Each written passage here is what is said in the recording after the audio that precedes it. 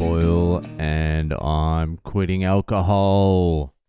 So the fucking plane back to Sydney was delayed. Didn't get in till 10:30 p.m. Had to go down, get an emergency kebab because I was fucking hungry. And now here we are. I am fucking exhausted. I'm sweating for some reason. I need a goddamn fucking good night's sleep.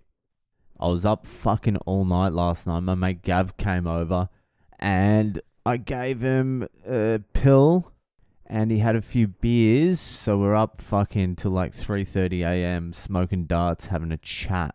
It was a good catch up. Last time I saw him was the live Oppression Chamber show and he was fucking trolleyed. So wasn't making too much sense that night. It's such a fucking mission flying with kids. Just the whole fucking way. We've got 2 baby seats. We've got like fucking 5 bags. Not big suitcases. I mean like carry-on luggage. And we've got a big suitcase. So there's like fucking 1,000 things to carry.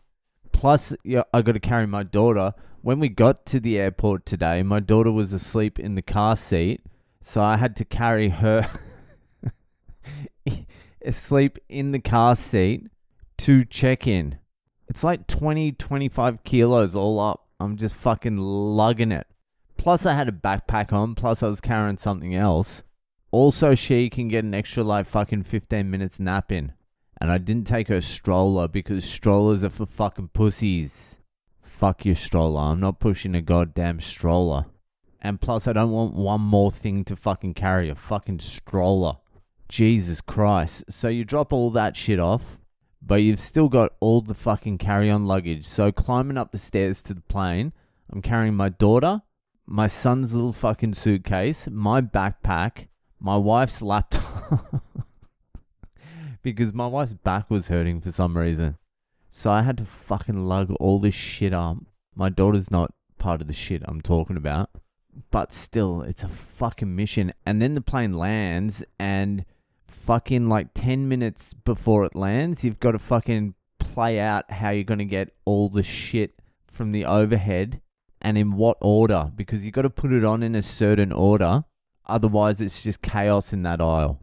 You won't be able to pick it all up. And during that 10 minutes of planning in your fucking head, your daughter and your son are trying to take their fucking seatbelts off as we're landing and climb on the fucking seat in front of them. And then you're telling them to sit back down. Daughter starts crying. Son's asking like 48 questions. Is the star bigger than the Eiffel Tower, Dada? I'm like, what? Yeah, I think it's bigger. I think stars are bigger, a little bit bigger than a fucking Eiffel Tower, right? I've got my book out in the hope I'm going to get through a few pages on this flight in peace. I got through half a page. Hour and 20-minute flight. Half a page. That's pretty good as well. I was pretty happy to get through that much. So once we're off the plane and landed, then it's still a fucking nightmare. We got to get an Uber because the last 2 times the taxis have completely fucked us over. I almost killed one of the taxi drivers. And then the next taxi driver still fucking overcharged as well. But not as much as the first cunt tried to. So we're like, fuck it, this time we're getting an Uber, and the Uber fucking stand is like a kilometer away from the fucking terminal. So we get to there, and it's still not over, because the Uber driver's got to fucking turn up, and we've got 2 kids, and as soon as they see the kids, they're like, nah, don't have a baby seat, and then you've got to convince them that you've got 2 baby seats, and we can just put them in their car. And half the time they don't want to. Luckily, this cunt was all right with it. So we got the fucking car seats in, which I have to install because my wife doesn't know how to. And then once I get home, I'm just like, fuck this. I'm going to get a kebab. An emergency fucking kebab. So here we are. It's a Monday. It's been a big fucking Monday. So let's just burn on to this week's Ask Boyle. It is Ask Boyle time. So, if you have a question that you would like answered by one of the greatest minds of the generation or any generation, then head to my website, boylecomedy.com. You'll see a section there for Ask Boyle. You can type it in or you can go to Drunk Dial and leave a voicemail. or voice message. Ask your question with your fucking tonsils.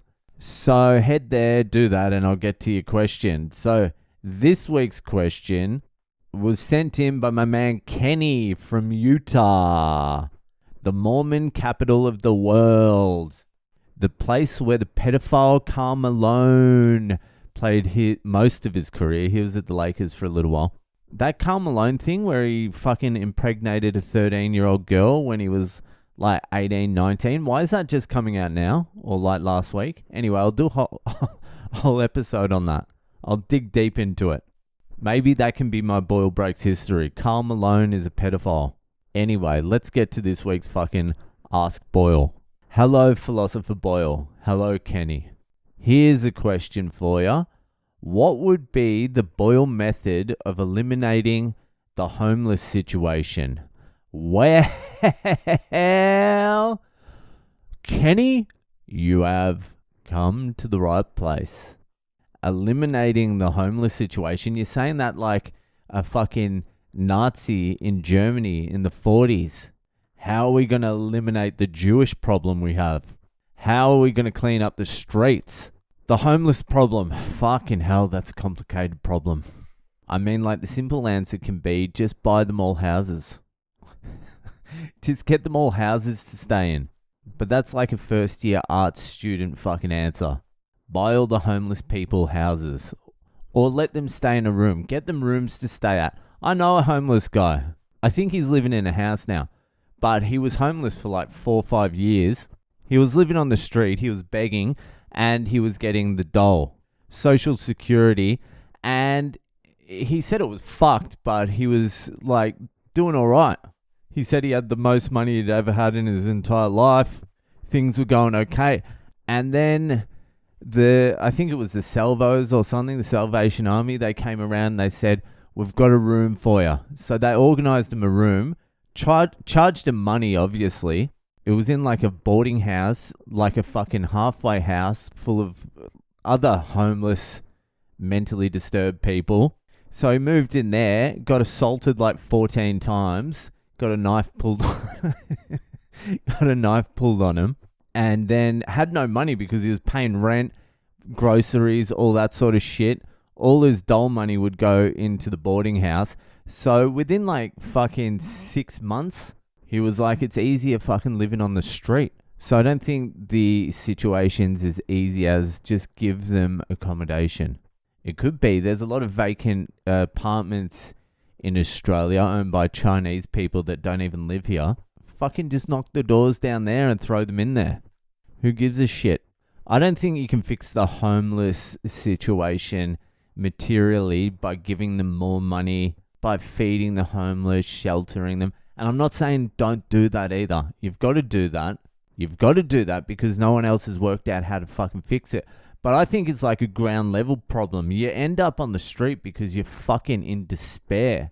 Life has fallen apart. So you really got to fucking rebuild someone. You start back at ground zero. Just rebuild. You got to instill a fucking sense of self-worth in them. Whether that's through like education, whether that's through a job, whether that's through helping other homeless people. You got to convince people that life is worth living, worth trying. And I don't even know if you can convince everyone that it's worth living and worth trying. So it's a big fucking problem. Obviously, drugs and alcohol come hand in hand with homelessness. So I guess you got to fucking work on that as well. But I think it would all have to start from instilling a sense of self-worth into people. And how you do that is going to fucking vary wildly from person to person. It's not going to be a blanket fix. But I think if you can make small little gains with education or learning something or learning to fucking use computers or just fill in some holes in skill sets. I know when I was doing the cranes and dogging and all that, once I learnt that, I had a new confidence. I still have it because I know I can do that thing. I have a skill that I can offer to society. Besides this skill, obviously, philosophizing, comedizing, and generalizing. But a tangible skill, like the fucking cranes, that did give me a lot of fucking confidence. I think you got to start there, but it's not going to be one of those things where it's like a one size fits all. There's no quick, easy blanket fix to that problem. Unless you do it the Nazi way and just final solution the homeless, like you sounded like you wanted to do, then that probably does clean up the streets. Anyway, thanks for the question, Kenny. Fucking drop a $5 or a $10 in a fucking coffee cup next time you walk past the homeless. It's probably not going to help, but they'll get a little feed for the day. Anyway, that'll do for tonight. If you're enjoying the podcast, give it a share around, and I'll see you the fuck later.